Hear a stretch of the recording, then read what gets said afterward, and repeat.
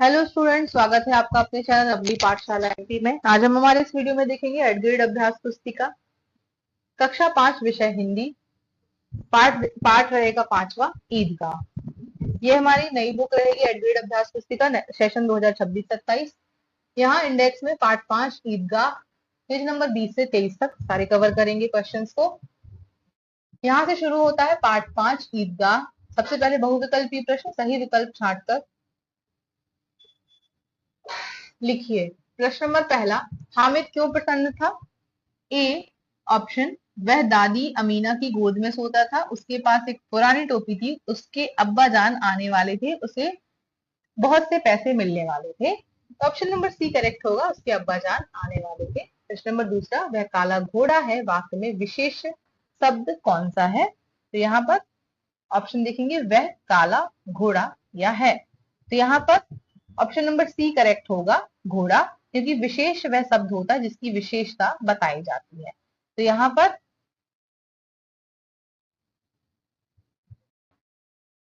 इसके बाद प्रश्न नंबर तीसरा, आंखों का तारा होना मुहावरे का अर्थ है। आंख होना, प्यारा होना, दिखाई देना या बुरा होना। तो आंखों का तारा का अर्थ है प्यारा होना। ऑप्शन नंबर बी करेक्ट है। प्रश्न नंबर चौथा, लम्ही गांव में किस कहानीकार का जन्म हुआ था? तो ऑप्शन नंबर सी प्रेमचंद का। प्रश्न नंबर पांचवा, आप कहाँ जा रहे हैं, वाक्य में से विराम चिन्ह का प्रयोग किया जाएगा। तो आप कहाँ जा रहे हैं मतलब ये प्रश्न पूछा जा रहा है, तो ऑप्शन नंबर सी करेक्ट होगा, प्रश्नवाचक चिन्ह। नीचे दिए गए शब्दों में उचित शब्द चुनकर रिक्त स्थानों की पूर्ति करिए। यहाँ पर पहला प्रश्न है, भ्रातृत्व का एक सूत्र समस्त आत्माओं को एक ही लड़ी में पिरोए हुए है। ये पाठ में से ली गई पंक्तियां हैं। प्रश्न सातवां, अर्थ के आधार पर वाक्य 8 प्रकार के होते हैं। दादी ने हामिद को बहुत दुआएं दी। विवेक शब्द का विलोम होगा अविवेक। भिश्ती ने पानी मशक में रखा हुआ है। इसके बाद अति लघुत्तरीय प्रश्न, एक वाक्य या एक वाक्य शब्द में उत्तर देना है। प्रश्न नंबर 11, ईदगाह में एक साथ की जाने वाली प्रार्थना को क्या कहते हैं? सिजदा या नमाज कहते हैं। प्रश्न 12वां, तवे से रोटियां उतारते समय किस वस्तु का उपयोग किया जाता है? उत्तर होगा चिमटा। प्रश्न 13, सुरलोक सिधारना मुहावरे का अर्थ लिखकर वाक्य में प्रयोग करो। अर्थ होगा सुरलोक सिधारने का मृत्यु हो जाना या स्वर्गवास होना। वाक्य प्रयोग, बीमारी के कारण हामिद के पिता सुरलोक सिधार गए। प्रश्न 14, दुआ शब्द का हिंदी समानार्थी शब्द। तो दुआ शब्द का समानार्थी होगा आशीर्वाद, प्रार्थना या वरदान। प्रश्न अगला अति लघुत्तरीय प्रश्न होगा। प्रश्न 15, हामिद के चिमटे की कौन कौन सी विशेषताएं बताई हामिद ने? तो हामिद ने चिमटे को मजबूत, टिकाऊ, रुस्तमे हिंद बताया। उसने कहा कि चिमटा पानी, आंधी या तूफान में भी खराब नहीं होगा। इसे कंधे पर रख लो तो बंदूक बन जाता है, हाथ में ले लो तो फकीर का मंजीरा बन जाता है, और यह खिलौनों की गर्दन मरोड़कर उन्हें तोड़ सकता है। प्रश्न 16, निम्नलिखित शब्दों में से शुद्ध रूप लिखकर उनका वाक्यों में प्रयोग करो। तो प्रशंसा जो लिखा हुआ है इसको सही कैसे लिखेंगे? इसमें शीटी वाला शाह बीच में आएगा, ऐसे प्रशंसा करेक्ट होगा। वाक्य में प्रयोग, अच्छे कार्य करने के पर शिक्षक हामिद की अच्छे कार्य करने पर शिक्षक ने हामिद की प्रशंसा की। अब यहाँ पर पर्वत लिखा है, तो पर्वत में रा नहीं लगता, ऊपर रकार लगती है, इससे करेक्ट होगा। वाक्य प्रयोग, हिमालय भारत का सबसे ऊंचा पर्वत है। यहाँ पर देखिए निर्भय लिखा हुआ है, तो यहाँ पर रा इधर लगा हुआ है, तो वो भा के ऊपर आता है, तब ये करेक्ट माना जाएगा। वाक्य प्रयोग में, हामिद निर्भय होकर अकेले मेले में गया। प्रश्न 17, हमें अपने बड़े बुजुर्गों की सेवा क्यों करनी चाहिए? हमें अपने बड़े बुजुर्गों की सेवा इसलिए करनी चाहिए क्योंकि उन्होंने हमें प्यार से पाला पोसा है और सही राह दिखाई है। उनकी सेवा करने से उनका आशीर्वाद मिलता है, जिससे जीवन में सुख और सफलता प्राप्त होती है। प्रश्न 18, हामिद की दादी का गुस्सा स्नेह में कैसे बदल गया? जब दादी को पता चला कि हामिद ने मेले में अपने खाने और खिलौने के पैसे बचाकर तवे से हाथ ना जलने के लिए चिमटा खरीदा, तो उसका यह त्याग और प्रेम देखकर दादी का दिल भर आया और उनका गुस्सा तुरंत गहरे स्नेह में बदल गया।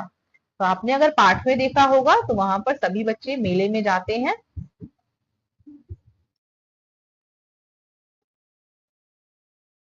सभी बच्चे क्या करते हैं, मेले में जाते हैं, सभी कुछ ना कुछ खाने की चीजें या कुछ खिलौने इस प्रकार के सभी बच्चे सामग्री लेते हैं, लेकिन हामिद ने क्या सोचा कि उनकी दादी के हाथ रोटी बनाते समय जल जाते हैं, इसलिए उसने चिमटा खरीदा अपनी दादी के लिए। अब दीर्घ उत्तरीय प्रश्न देख। प्रश्न नंबर 19वां, यदि हामिद के स्थान पर आप मेले में जाते तो क्या क्या खरीद कर लाते, उन चीजों का क्या करते बताइए। तो उत्तर में हम लिखेंगे, यदि मैं हामिद के स्थान पर मेले में जाता तो मैं भी अपनी दादी या माता पिता के लिए उनकी आवश्यकता की कोई उपयोगी वस्तु ही खरीदता, जैसे सर्दियों के लिए ऊनी शॉल, उनके लिए चश्मा। इसके अलावा मैं अपने लिए कुछ ज्ञानवर्धक कहानियों की पुस्तकें, घर के सभी लोगों के लिए थोड़ी सी मिठाइयाँ, मैं शॉल अपनी दादी को देता ताकि उन्हें ठंड से राहत मिले, मिठाई सबको, और किताबें पढ़कर नई बातें सीखता। तो यहाँ पर हामिद के स्थान पर खुद को रखने की बात इसलिए कही गई है क्योंकि आपने हामिद के त्याग को देखा होगा, उसने अपने लिए कुछ भी सामग्री नहीं खरीदी थी, कुछ खाने तक के लिए कुछ नहीं खरीदा था, उसने अपनी दादी के लिए सिर्फ एक चिमटा खरीदा, सारे पैसे बचाकर, ताकि उसकी दादी के हाथ ना जले रोटी सेकते समय। तो यह उसकी त्याग की कहानी बताता है। ऐसे ही हामिद को अपने स्थान पर रख के आपको भी अपने घर परिवार वालों के लिए कुछ ना कुछ उनकी आवश्यकता के हिसाब से वस्तुओं को हमेशा खरीदते रहना चाहिए, साथ ही अपने लिए भी। तो ऐसे फिजूल खर्च ना करके अपने लिए ज्ञान वर्धक ऐसी कोई किताबें, कहानी या डिक्शनरी, इस टाइप की चीजें आप खरीदे, कभी भी मेले में जाते हैं तो अच्छी वस्तुओं का उपयोग करें। तो आपने हामिद से ये सारी चीजें सीखी। प्रश्न नंबर 20वां, दिया गया चित्र देखकर उसके बारे में 8 से 10 वाक्य लिखिए। यहाँ पर देखिए चित्र सेम वही है जो हामिद के पाठ में आपने टेक्स्ट बुक में देखा होगा। यहाँ पर देखिए ये दुकान है जो चिमटे वगैरह बर्तनों का सामान बेच रहा है, चिमटे, पक्कड़ और बेलन, कढ़ाई, ये सब रखा हुआ है। और बगल में पीछे मिठाई की दुकान भी है, यहाँ पर फिरनी वाला भी खड़ा हुआ है, और यहाँ मिट्टी की दुकान भी है, मटकी वगैरह भी बेच रहे हैं। बहुत सारे बच्चे वहां पर खड़े हुए हैं और अपने लिए सामान ले रहे हैं, और ये हामिद खड़ा हुआ है जो चिमटा ले रहा है और पूछ रहा है कितने दाम का है। तो चलिए अब इस चित्र के बारे में अपने वाक्य लिखते हैं हम।